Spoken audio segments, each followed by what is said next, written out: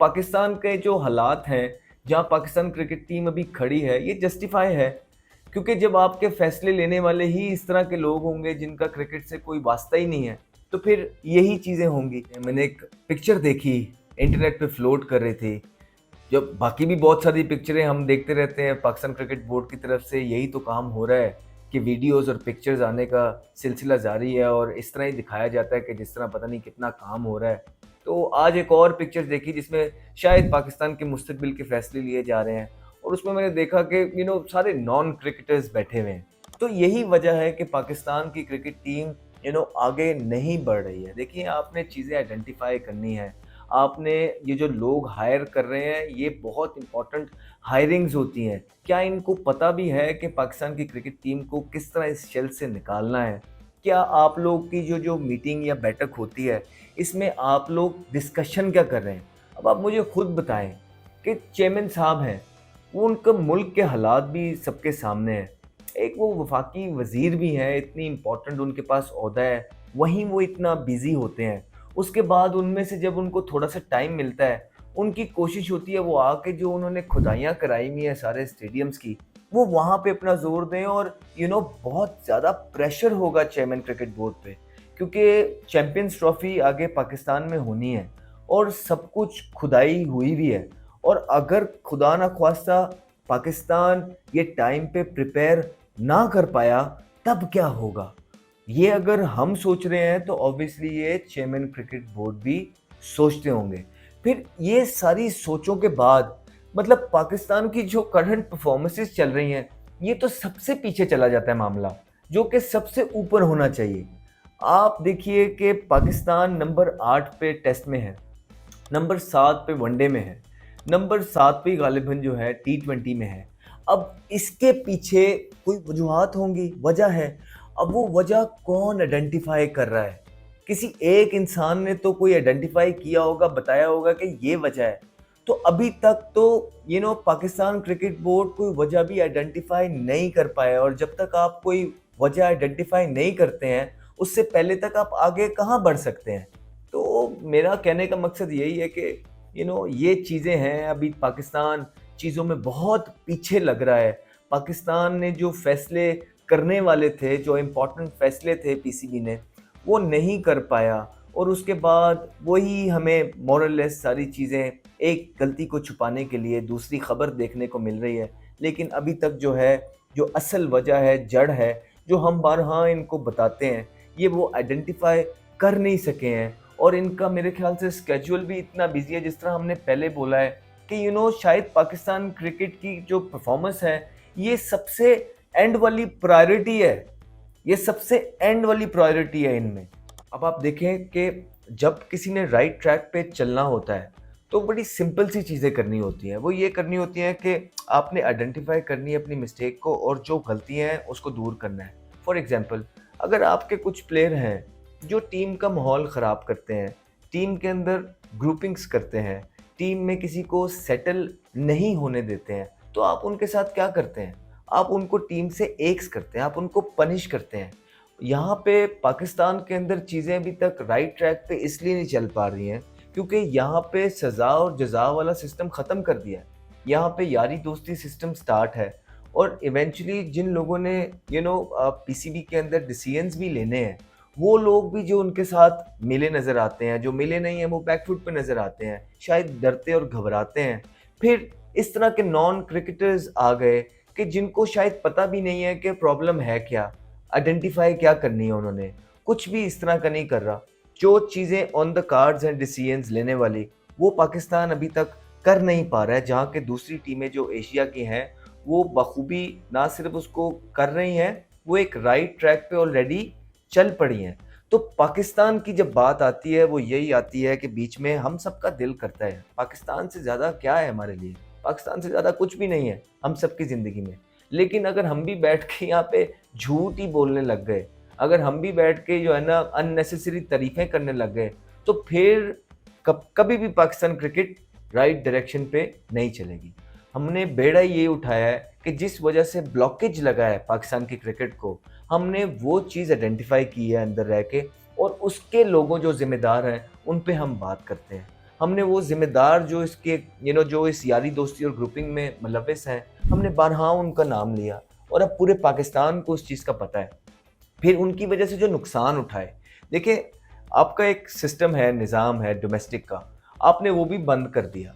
जब अपने प्लेयर्स को बचाने के लिए उनमें से फ़ियर ऑफ फेलियर निकालना है और कोई दूसरा आ रहा है तो उसका फ़ियर ऑफ फेलियर नहीं निकालना। आपने अपने प्लेयर्स को रखने के लिए जो है ना कैंपेन्स चलाई कि इनको कंसिस्टेंटली लंबे-लंबे चांसेस देने हैं। तो यहाँ पे दूसरी तरफ जो आपके ग्रुप से बाहर आता रहा, आप उनको जो है ना एक्सपोज़ करके बाहर करते रहे। आपने किया ये सबके साथ, या आपको पाकिस्तान के मुल्क ने जो सपोर्ट की या क्रिकेट बोर्ड ने या इन्फ्लुएंसर्स ने जो सपोर्ट की आपको, वो ये की कि ये ग्रुप जो है, जो पिछले 4-6 सालों से खेलता आ रहा है, वो आपको आईसीसी के इवेंट जितवाएगा। यही आपका ग्रुप है, यही आपको जितवाएगा। ऐसा ना हो सका। पाकिस्तान पिछले 4-6 सालों में कुछ भी नहीं जीता और ये जो ग्रुप था, इन्होंने कुछ भी नहीं जितवाया पाकिस्तान को। वो लास्ट चैंपियंस ट्रॉफी जब हम जीते थे और उसके बाद जब इस ग्रुप के पास चीज़ें आईं, इन्होंने डोमिनेट किया। ना सिर्फ ये कुछ जितवा सके, इनफैक्ट इनकी परफॉर्मेंसेस डिक्लाइन की तरफ जाती रही। नुकसान ये हुआ इन्होंने ये यारी दोस्ती कल्चर से कि जो डोमेस्टिक का प्लेयर था, जो परफॉर्मर, देखें बड़ा इंपॉर्टेंट है कि अगर आपने क्रिकेट का इंफ्रास्ट्रक्चर चलाना है तो जो लड़का परफॉर्मर है उसको उसी टाइम पे चांस मिले जब वो अच्छी फॉर्म में है। यहाँ तो कई लड़के आए, टॉप करते रहे, उनको कोई पूछने वाला भी नहीं था, उनको जगह तक नहीं दी गई। और ऐसा नहीं होता है कि हर इंसान, हर प्लेयर हर जगह ही जाके परफॉर्मेंस करता रहे, उसका भी बल्ला बंद हो जाता है। वहाँ पे जो यहाँ पाकिस्तान टीम में फेल होते रहे, जिनको टीम से ड्रॉप होना था और डोमेस्टिक का परफॉर्मर स्वैप होना था, ये सिलसिला बंद हो गया। तो जब ये सिलसिला बंद हो जाता है कि डोमेस्टिक के परफॉर्मर को इंटरनेशनल में आप लेके जाएं, तो वो ब्लॉकेज लग जाता है एक जगह पे। तो डोमेस्टिक में जब ब्लॉकेज लग गया और वो जो निकल के प्लेयर इधर उस साइकिल के अंदर से आ रहे थे, वहाँ भीड़ लग गई।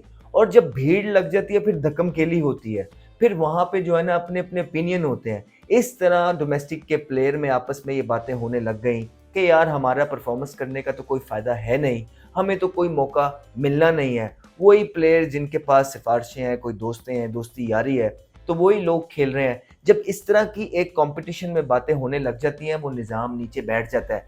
क्योंकि मत भूलिए कि पाकिस्तान क्रिकेट या किसी भी मुल्क का जो निज़ाम है क्रिकेट का, वो जो डोमेस्टिक है ना, वहाँ पे क्या हालात हैं वो डिफ़ाइन करता है। और आपके डोमेस्टिक के हालात, लोग वहाँ पे इस तरह की बातें करते हैं। ना सिर्फ इस तरह की बातें करते हैं, हमने प्रैक्टिकली देखा, लोग यूएई, यूएसए छोड़ के चले गए, आपके सिस्टम में खेलना पसंद नहीं करते। बेचारे खुल के बोलते नहीं हैं क्योंकि उनको ये लगता है कि जो थोड़ा बहुत हमारा चांस है वो भी मर जाएगा। लेकिन रियलिटी ये है कि आपने पाकिस्तान का ये जो क्रिकेट बोर्ड के अंदर जो ओहदेदारान जिन्होंने इन लड़कों पे ट्रस्ट किया, और ये प्लेयर्स जो 6-8 के टोले की हम हमेशा बात करते हैं, इन लोगों ने ना सिर्फ पाकिस्तान टीम को कुछ जितवाया, ना सिर्फ इनकी अपनी परफॉर्मेंसेस नीचे हैं, ना सिर्फ ये अपने पर्सनल माइलस्टोन्स के लिए खेले, ना सिर्फ इन्होंने टीम में ग्रुपिंग्स की, ना ये सारी चीज़ें छोड़ें, इन्होंने वो जो डोमेस्टिक के बच्चे थे, एक उम्मीद थी उनके अंदर, वो भी तोड़ दी। तो जब आपने उम्मीद भी तोड़ दी है डोमेस्टिक के प्लेयर के अंदर, तो आप कैसे ये कह सकते हैं कि आप राइट ट्रैक पे चल रहे हैं? आप राइट ट्रैक पे बिल्कुल भी नहीं चल रहे।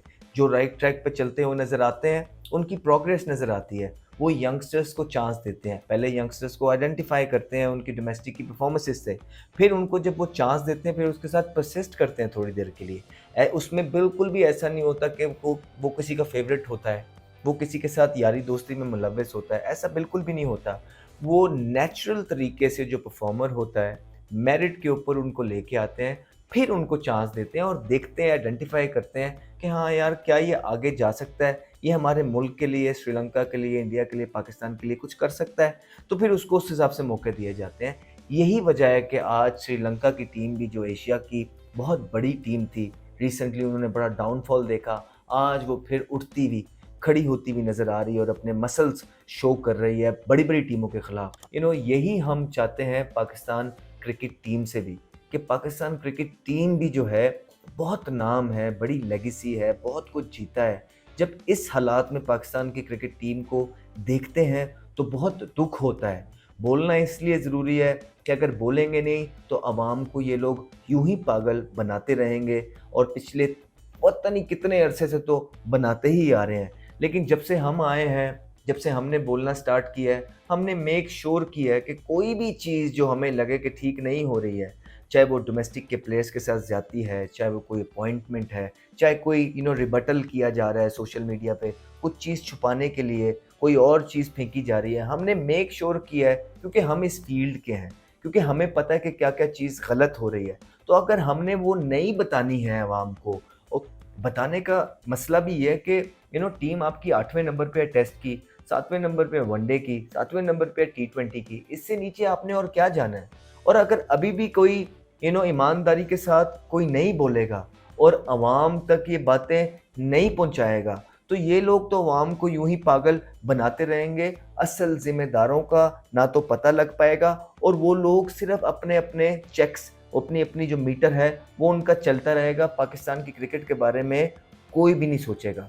तो इसी यही वजह है कि हमने लोगों के साथ सच बोलना स्टार्ट किया, हमने डोमेस्टिक के प्लेयर्स के लिए आवाज़ उठाना स्टार्ट किया, हमने वो लोग जो टीम के अंदर सारी गलत हरकतें कर रहे हैं, हम खुद बाहर बैठ गए, हम खुद इस तरफ आ गए, कोई बात नहीं, किसी एक को तो आना ही था, किसी एक को तो सैक्रिफाइसेस करने ही थे और मुझे पूरी उम्मीद है कि इंशाल्लाह हमारे ये जो सैक्रिफाइसेस हमने किए हैं, ये बिल्कुल जो है ना नाकाम नहीं जाएँगे। अल्लाह ज़रूर इसका सिला देगा। एज़ लॉन्ग एज़ हम सच बोल रहे हैं, हम डटे रहेंगे, हम अड़े रहेंगे और पाकिस्तानी अवाम को सच बताते रहेंगे। क्यों? क्योंकि हमसे ज़्यादा पाकिस्तान का भला कोई नहीं सोचता, ठीक है? हमसे ज़्यादा पाकिस्तान का भला सोचते होंगे, लेकिन हमने उस झंडे को फ़ील किया है, उसको रिप्रेज़ेंट किया है और पैसे के लिए अपनी ज़िंदगी के डिसीजंस नहीं किए। अगर पैसे के लिए अपनी ज़िंदगी के डिसीजंस किए होते, तो कोई और रास्ता अपनाते। जो रास्ता हमने अपनाया है, वो दिलेरी का है, वो पाकिस्तान की क्रिकेट को बचाने का है। बाकी जो जिस तरह चाहे वो उस तरह सोच सकता है, मुझे पता है कि हर चीज़ की एक स्ट्रगल होती है, लेकिन जो इंसान सच के रास्ते पे चल पड़ता है, अल्लाह उसके साथ होता है और हमारी कोशिश ये होगी कि हम हमेशा सच बोलें, चाहे पूरी दुनिया ही खिलाफ क्यों ना हो जाए। ये प्लेटफ़ॉर्म हमारे पास है, ये हमसे कोई नहीं छीन सकता। हम पाकिस्तान क्रिकेट की बेहतरी के लिए हमेशा सच बोलते ही चले जाएँगे, ये हमारा आपसे वादा है। Henry, and he's got pop for a big one. Talented young man, Ahmed Shazad.